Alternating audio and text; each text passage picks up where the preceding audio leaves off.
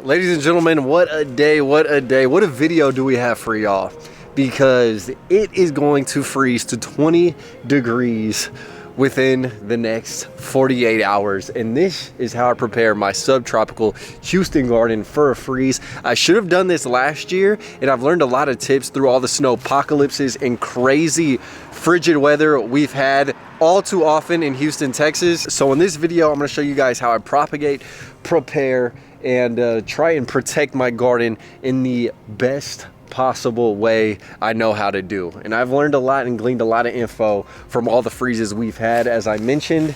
So I'm going to show you guys in this video how I propagate all my plants so I don't lose their growth, how I preserve the plants I have to keep them warm, and we're going to see the final results once this freeze does run through, because it's going to be about 20 degrees for a couple of days. So it's gonna test my prowess. But before we get started, always remember, Earth is my planet. Earth is my planet. So the first plant that I'm going to focus on preserving are my cordyline fruticosas. These are a beautiful red subtropical or tropical plant. As y'all can see, we have one right here, and this dude I'm gonna cut right at the base.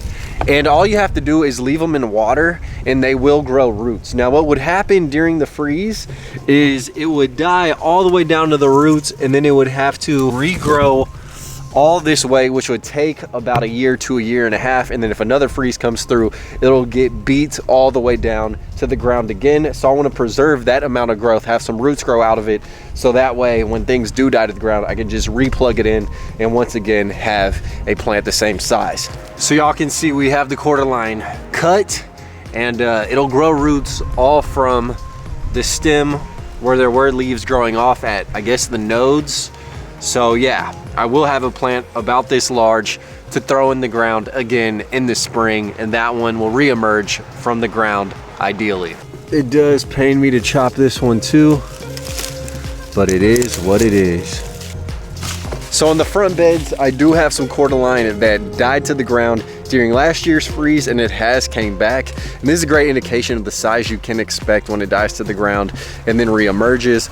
With that being said, it does suck to have to lop this guy all the way down, but at least I will have the plants return to the size they're at.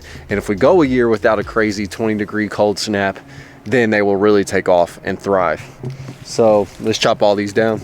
Now I'm gonna fill up this cool little jar full of water and put a bunch of the cuttings in this, leave it inside where it's nice and warm and gets a good amount of sun, and then I'll probably put the others in this 5-gallon bucket down here and throw them in the garage.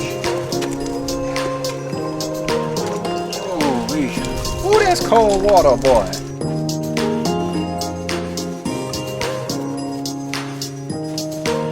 And luckily with this being clear, I'll be able to see when the roots start to grow. Now I'm just gonna top it off.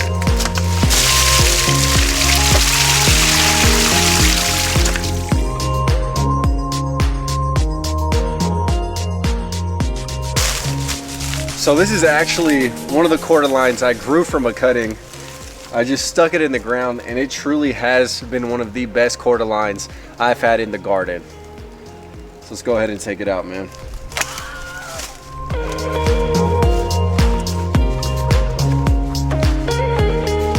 Okay guys, so it is the next day, and y'all can see my truck is loaded with leaves. So I went around the neighborhood and I grabbed a bunch of leaves that people were throwing out. And what I do with all the leaves is I put them around my susceptible to frost fruit trees as thick insulation, and then I cover that with a sheet. Now the freeze isn't coming for like 2 days, but I'm gonna place all the thick bags of leaves, and their breaking down of thermal mass that is created in the decomposition will definitely keep the area warm. I did this with a ton of fruit trees and it worked. It actually saved an avocado tree, which was crazy, but it ended up dying anyways. But that's not related to the frost, okay? That's on me, baby. Clay soils and avocados, they don't mesh well. But with that being said, I'm gonna put them around all of my citrus trees to try and keep the trunks as warm as possible. This Satsuma is really big, and so hopefully it will preserve this one. And if you can find bags of leaves that also have grass clippings, the grass clippings really do heat up in those bags. So if it's available, I would definitely say utilize that resource. It definitely works. Oh, also, look at this. Do y'all see that passion flower? That's gorgeous. This thing probably is gonna get smoked and die to the ground during the freeze as well. All right, so hopefully that does keep the plants warm around their graft to ensure that whenever these leaves, which will most likely freeze and die, it'll ensure that a new flush does come out in the springtime. Now I need to do this to some plants in the backyard as well. This is another technique I use on my more frost tender fruit trees.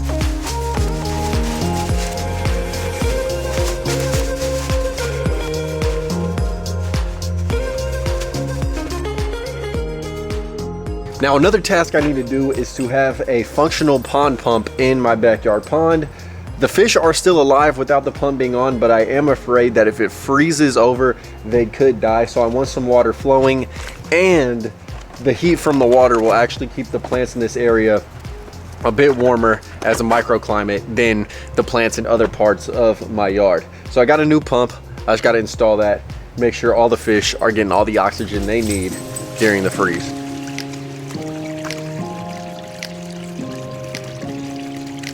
So only a second has passed for y'all, but it's been like an hour for me. I've been cleaning out my garage because the next step is something that everyone in more northerly climates encounters, and that is to move all of my tropical plants into my garage. And I also do have my little mini tree nursery with tropical fruit trees that definitely cannot survive the temperature of 35, let alone 20 degrees. So let's move all these to the garage. I'm not gonna lie, guys, I forgot how many tropical plants I have out here. Pretty much all these I gotta put in the garage as well. And then I got some giant potted bird of paradise and a lime tree I gotta move as well. So this bad boy is my mango, and he definitely needs to go inside. I grew this dude from seed. Yeah.